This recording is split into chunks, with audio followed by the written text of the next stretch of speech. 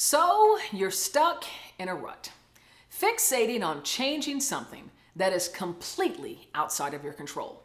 And intellectually, you know it's completely outside of your control. But you can't stop obsessing over it and ruminating over it. And it's inviting all these challenging emotions, keeping you feeling stuck, like you can't move forward. Is there a way to stop feeling badly about that thing that you have no power, no control to change? I actually think that there is. Do you want to hear it?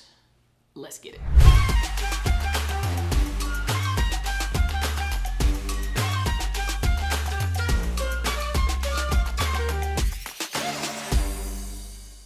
By the end of this video, you're going to know the very first step you must take right now, in this moment, to stop feeling badly about that thing you have no control over. And you're going to be armed with two very powerful questions you can ask yourself to begin moving outside of your current headspace. The first step you must take is to acknowledge it. Now, the fact that you're watching this video likely means you've already taken this step.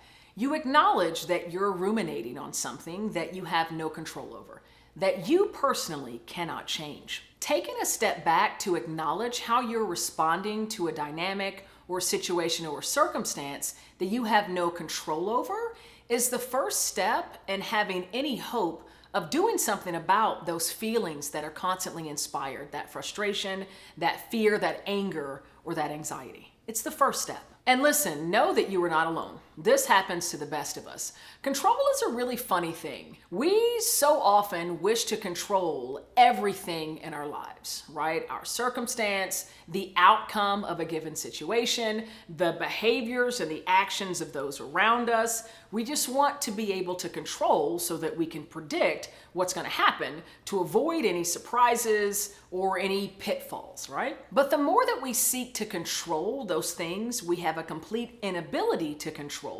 and we consistently experience failure or inability to do so, those really difficult feelings, the anger, the frustration, the sadness, they just perpetuate and they stay with us. But the only way of moving outside of that headspace is to acknowledge that we're in it. So with that said, you've now, right now in this moment, officially acknowledged that's the space that you're in. So I want to share with you two pretty powerful questions that I want you to pose to yourself that's going to help you take the next step to getting out of this headspace. The first question I want you to ask yourself is, what can I control in this situation? For your given circumstance or situation, ask yourself, where do I have control, right? You have control over your own behavior. You have control over your own actions, your own happiness. And within those areas, what are some potential actions that you can take in order to really take the reins in that area of control? And once you pick up those reins, you'll effectively be letting the reins go of the things you have no control over. And oftentimes when I'm doing this type of exercise, I actually write it down. I create a chart, the things that I can control, and then I still specify what I can't control. And 9 times out of 10, that's rich with all the areas that I've been focusing all my mental energy. But as soon as I can see it in black and white that I have no control over those elements, I can then shift my attention to that column that specifies what I can control and start getting interested and curious about how I can take action to move those areas forward. That brings me to the second powerful question. What could happen if I shifted my energy into acting upon those things that I can control? When you can shift that energy, that focus, and begin doing the things that you have control upon, you'll start experiencing wins again. And they might be small at the, when you first start, but that's going to inspire a bit of momentum. That's going to begin to transform a bit of that emotional energy and will begin to get you outside of that headspace. The very first step that you need to take to remove yourself out of the headspace once you acknowledge that you're there is taking a small action in an area that you can control.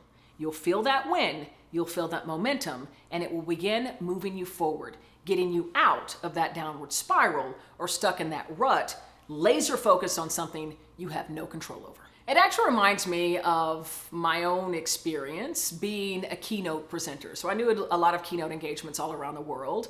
And there are certainly times when attendees, when audience members, when I'm not their cup of tea, right? Many of them are really receptive to the energy, to the message that I bring, but for some of them, not so much.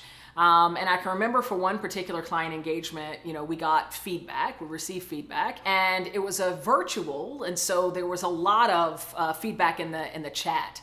And a couple of it wasn't as glowing as I would hope that it would be. And for a night or two, I was fixated on that particular feedback.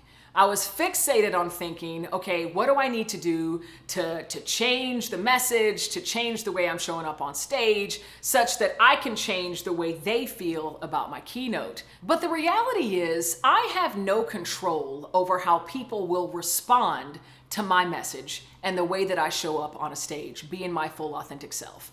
What I do have control over is bringing that light, bringing that energy, and bringing the message that's true for me. And then trusting it will land, it will resonate with exactly who it's meant to. All the other responses, all the other feedback, I can't control it, and honestly, it's none of my business. My business is staying true to my message and making sure that I'm striving to impart authentic value to that client and their attendees. And as soon as I could free my mind from trying to change that feedback and change the way they respond to my keynote, I could then laser focus in being authentically me and sharing my message in the most vibrant way that I possibly can. Speaking of my message and my keynoting, I got something for you for free. And it's a free chapter of my best-selling book, Change Enthusiasm: How to Harness the Power of Emotion for Leadership and Success. And I actually want to gift you the introductory chapter to this book. And it really shares with you the nuts and bolts of this very unique growth mindset. A mindset that meets you exactly where you are when going through change. And it's yours today for free. All you gotta do is click on the link below.